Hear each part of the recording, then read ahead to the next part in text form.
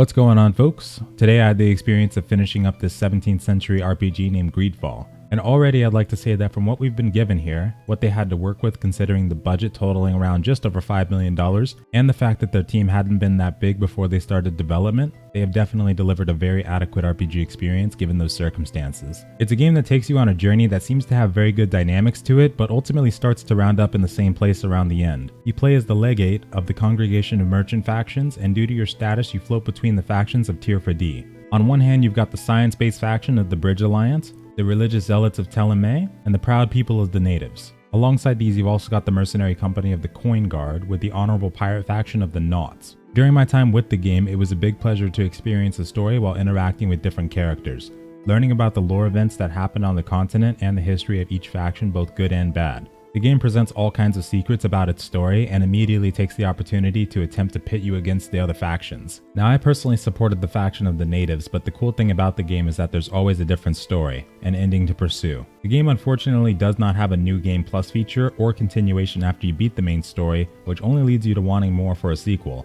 I personally felt at the end of the game that this is a game that would definitely benefit off of having a sequel, even to go as far as saying that it would make a great trilogy. But the story ends itself in a way that seems set in stone, so I'm not quite sure how that could be built on. Let's say that the ending of the game ends itself in a way that for a sequel, the game would need to drastically change so much that based on the decisions you made in the first, it would be a completely different game. Unless of course they decided to change which story took place or the time period. Overall I fell in love with the combat system and class system, like many others, and will say that it kept me interested for the majority of the game. At least when using a melee character, sometimes it felt quite annoying trying to chip away at their armor until we exposed their vulnerabilities. But then again, I suppose that would be the point. The boss fights I also found to be fairly easy, except on higher difficulties you'll find yourself getting nearly or guaranteed to be one shot depending on what you get hit with. I would recommend trying this game on hard difficulty if you feel like you'd enjoy a challenge but don't feel like being a maniac necessarily. The storyline felt pretty engaging and was nice for what it was. What your character was doing during the story and the characters around him or her made sense. However, there were points in the story where we were brought down a linear path, and I wish that we had been able to make a different choice at those specific moments too.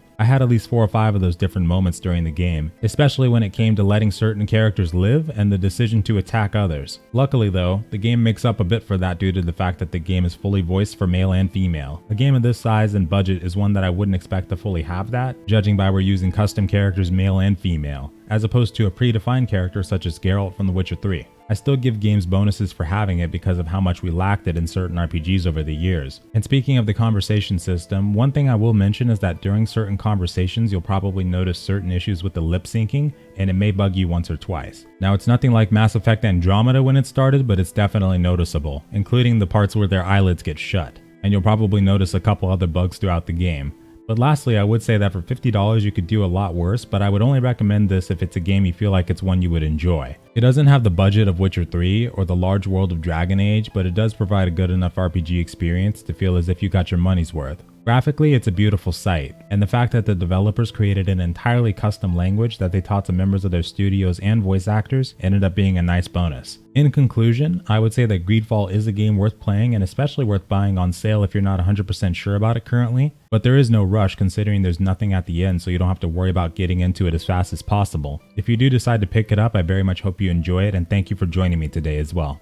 And I usually don't ask this type of thing, but these are of course desperate times, so be sure to slice that like button and pummel that subscribe if you enjoyed the video, and I'll see you for the next one. And farewell.